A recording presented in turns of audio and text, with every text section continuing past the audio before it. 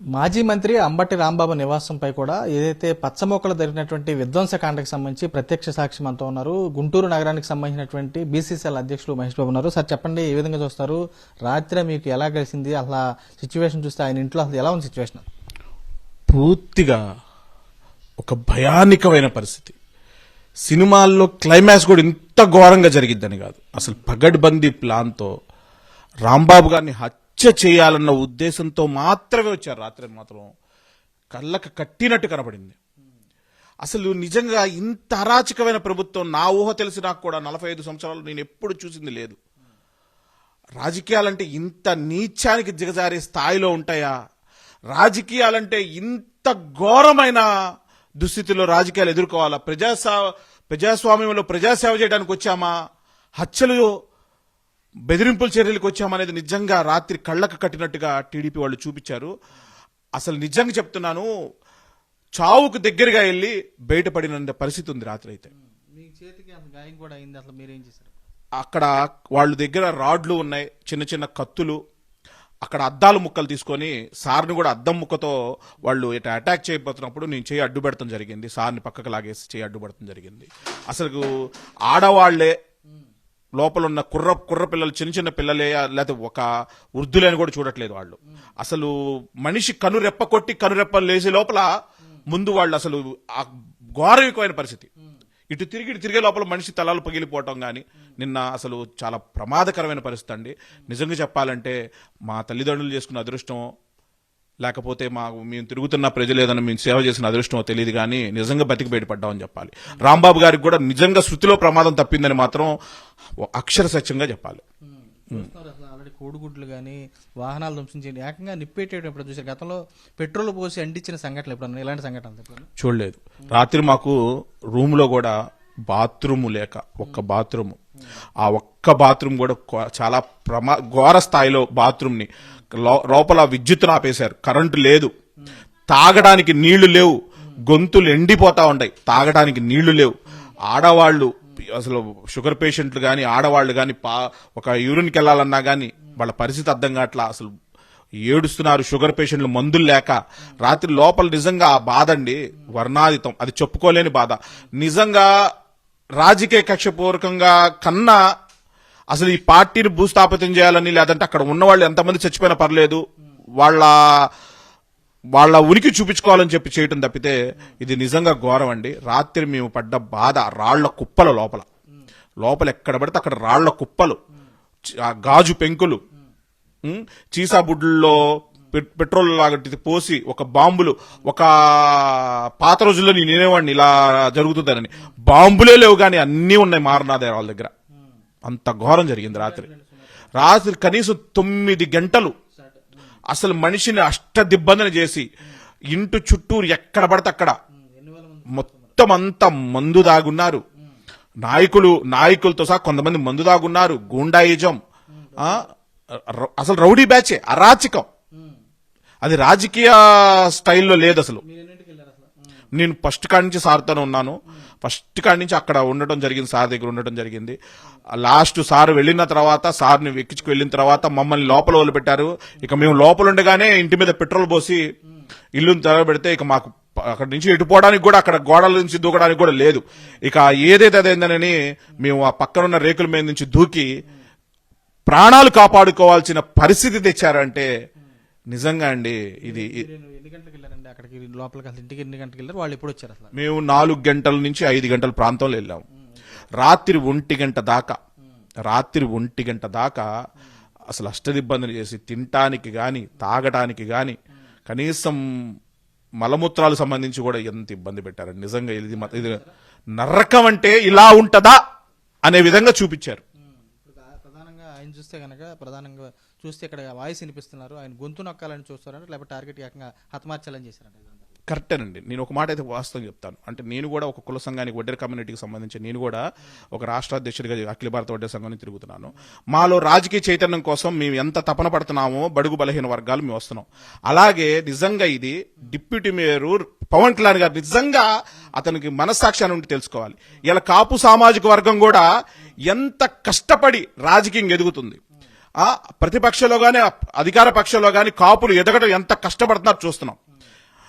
గత ప్రభుత్వంలో రంగా గారు అయితే రంగా గారిని కూడా ఇదే విధంగా ఒక కుట్రపూర్వకంగా హత్య చేసి కాపుల్లో నుంచి ఒక గొప్ప స్థాయి నాయకుడిని వాళ్ళు హతమార్చారు. ఇవాళ అదే కాన్సెప్ట్ తో ఇవాళ కాపులనే వ్యక్తులు ఎదుగుతుంటే ప్రతిపక్షంలో అంత అణిచివేసి అధికార పక్షంలో ఉన్న వాళ్ళని కూర్చోబెట్టి కాపులని ఏ స్థాయికి దిగజారుతున్నారు. ఎందుకంటే కాపులంటే నేను చిన్నప్పటి నుంచి కాపు సోదరులకి నాకు ఒక అన్నదమ్ముల బంధం, నేను చిన్నప్పటి నుంచి స్నేహాలు కానీ ఏదైనా వాళ్ళతో చేస్తా ఉన్నా.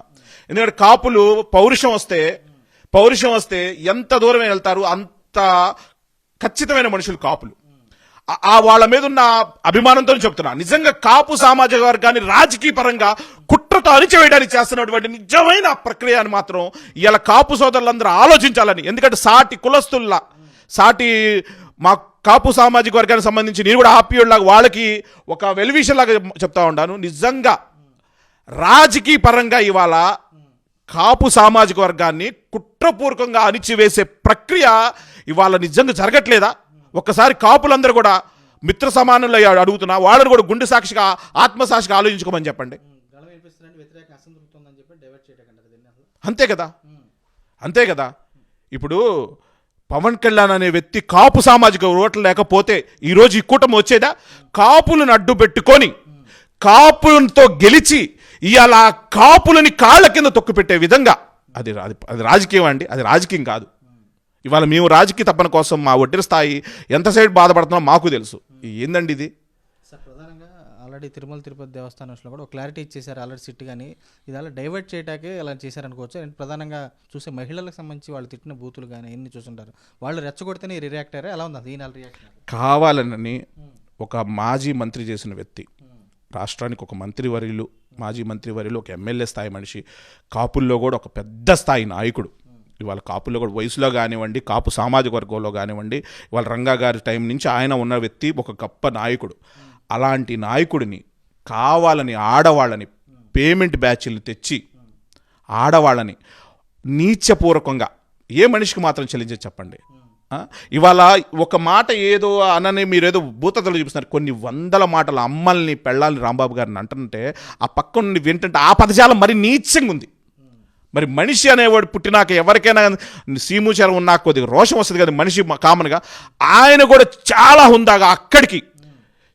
హుందాగా ఎంతసేపు ఉన్న రెచ్చగొట్టే చర్య. దాదాపు పొద్దునపూట కూడా ఫ్లెక్స్ కట్టే కాడ కూడా అక్కడ కూడా అందరూ ఉన్నాం. గంటన్నర పైన రెచ్చగొట్టే చర్య ప్రతి ఒక్కళ్ళు ఆ మహిళల చేత అనిపించటం, నా పట్టాని అవని ఇవన్నీ నీచ పదజాలం అనిపించి వాళ్ళ నిజంగా ఆ మనిషిలో ఉన్న ఓపికని నశించ చేయాలని వాళ్ళు పొద్దున పకడ్బందీగా వచ్చారు. ఇదంతా పక్క ప్లాన్తోనే జరిగిందండి. ఏంటండి ఇది? పోలీసులు కూడా నిమ్మకి నీరెత్తినట్టు చూస్తూ ఉంటారు. ఇంకా పోలీసుల వైఖరి ఏంటో వాళ్ళ మనస్సాక్షిగా వదిలేయాలి మనం.